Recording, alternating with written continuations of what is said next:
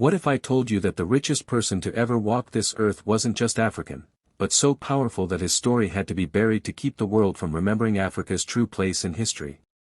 What if I also tell you that the richest man who ever lived wasn't a Rockefeller, wasn't a Rothschild, and certainly wasn't Mansa Musa or even Elon Musk, but an African king whose wealth was so immense it destabilized the global economy for decades?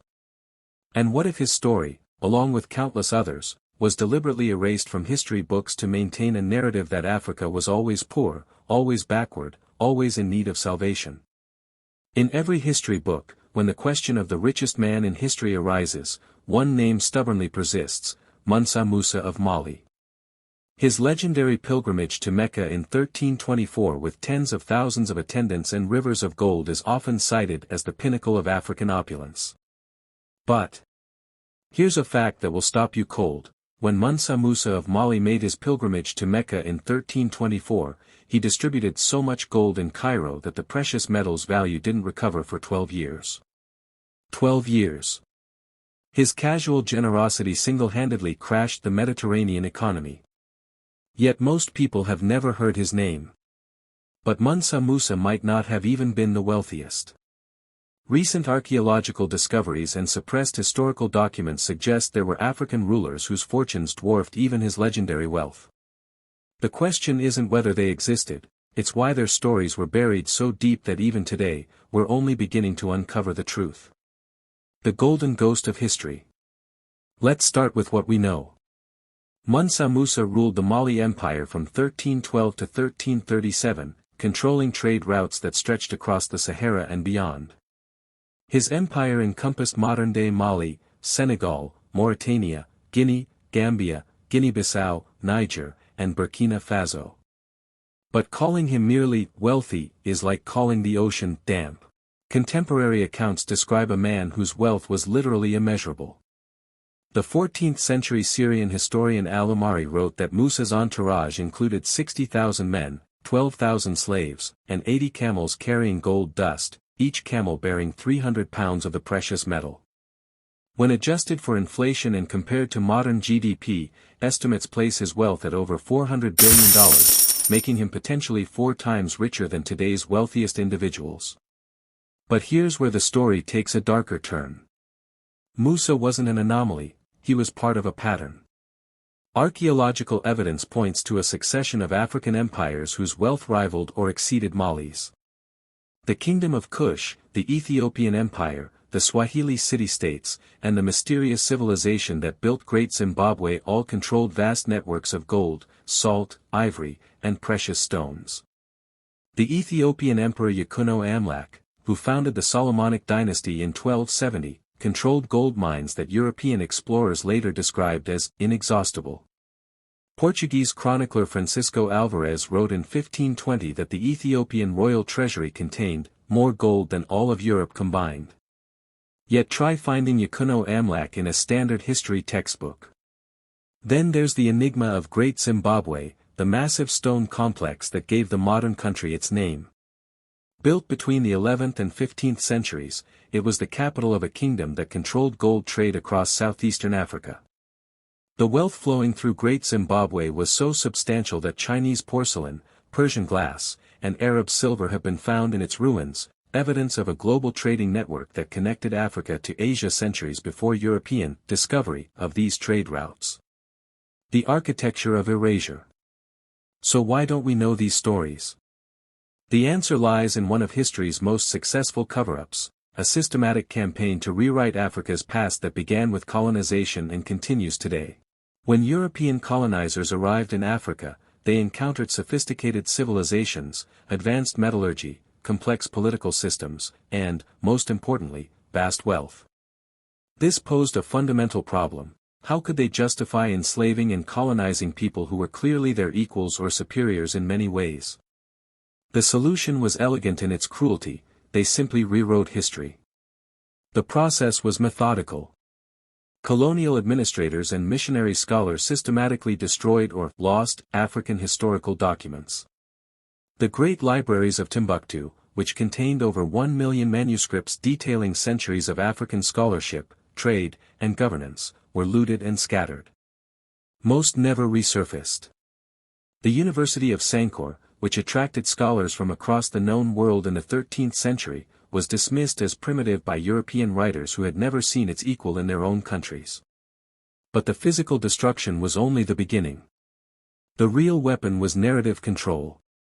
European historians crafted a story of Africa as the dark continent, a place without history, without civilization, without contributions to human progress. They attributed African achievements to foreign influences. Great Zimbabwe must have been built by Arabs or Phoenicians. The sophisticated bronze work of Benin must have been learned from Europeans. The mathematical and astronomical advances of Timbuktu were conveniently ignored altogether. This wasn't accidental. Documents from the British Colonial Office, uncovered in recent decades, reveal explicit policies designed to suppress African historical narratives. A 1903 memo from Lord Frederick Lugard, the architect of British colonial policy in West Africa, stated, "The native must be taught that his previous condition was one of barbarism and that the Pax Britannica has brought him civilization." The French were equally systematic. In 1960, just before granting independence to its African colonies, France looted an estimated 90% of African cultural artifacts and historical documents, shipping them to Paris where many remain in private collections or museum basements to this day. But perhaps the most damning evidence comes from European explorers' own accounts that were quickly suppressed when they contradicted the emerging narrative of African poverty and primitiveness. Portuguese explorer Duarte Pacheco Pereira wrote in 1506 that the African kingdoms he encountered were richer than any Christian realm.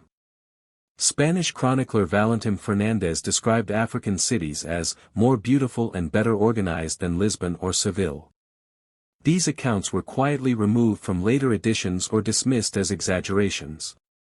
The most chilling example involves the lost civilization of Mapungubwe, discovered in South Africa in 1932. Archaeological evidence revealed a sophisticated society from 1050 to 1270 CE, complete with class systems, international trade networks, and advanced metallurgy.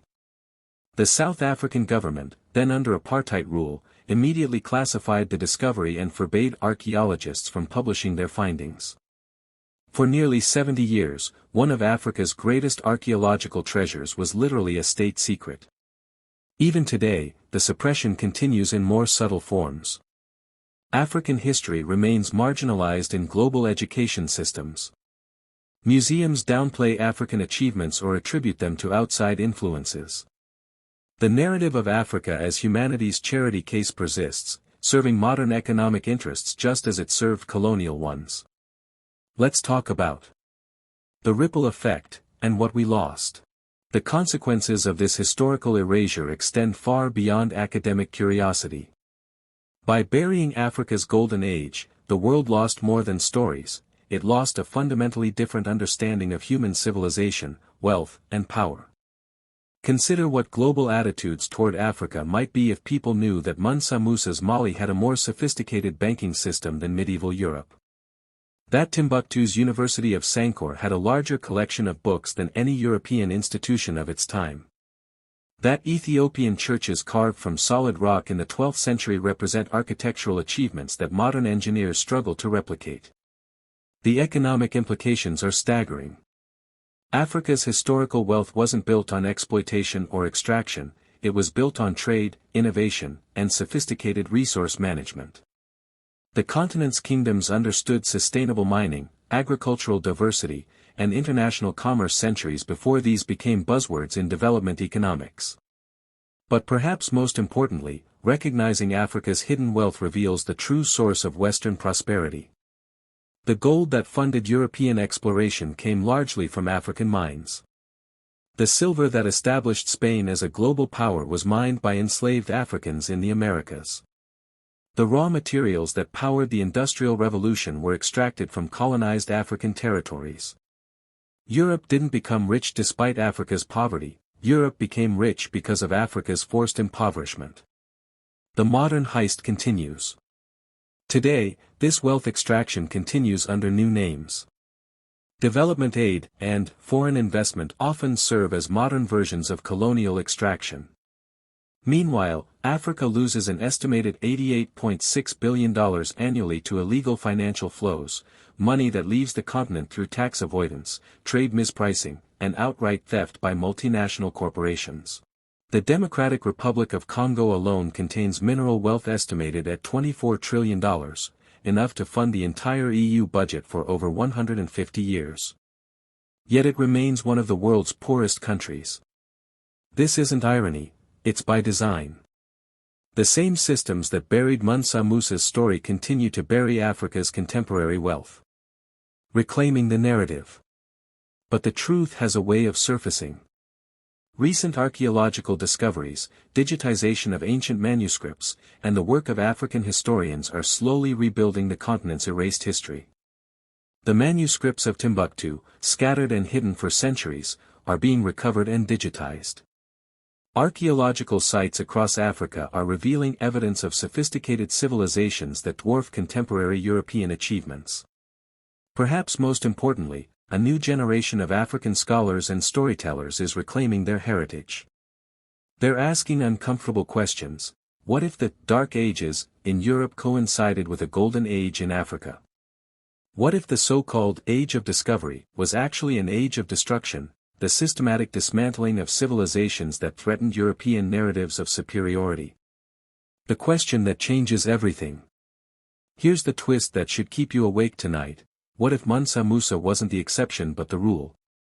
What if Africa was once the world's economic powerhouse, and everything we've been taught about global history is a carefully constructed lie? Recent genetic studies suggest that the human migration out of Africa carried with it knowledge systems and technologies that seeded civilizations across the globe. Archaeological evidence points to African origins for metallurgy, agriculture, mathematics, and astronomy. If Africa was humanity's birthplace and knowledge center, wouldn't it make sense that it was also its wealthiest continent? But here's the chilling part. What if the true extent of Africa's historical wealth and influence is still deliberately hidden, buried not just in archives, but in the vaults of institutions, nations, and private collectors? What if somewhere in the depths of a European library or a secret museum archive, there lies a ledger, a document listing gold reserves, trade routes, or evidence of African fleets touching shores far beyond the Atlantic, a proof so explosive it would shatter the historical status quo?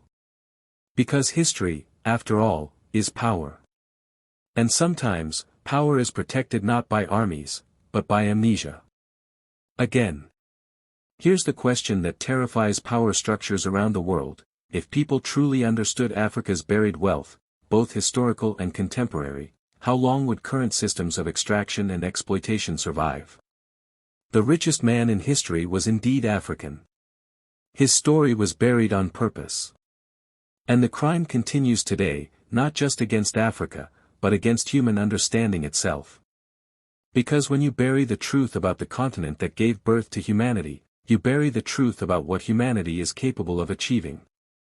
So the next time you hear that Mansa Musa was the richest man in history, remember, that might only be the story they allowed you to know. But the real richest man in history? He may still be waiting to be remembered. The only question now is, what are you going to do with this knowledge?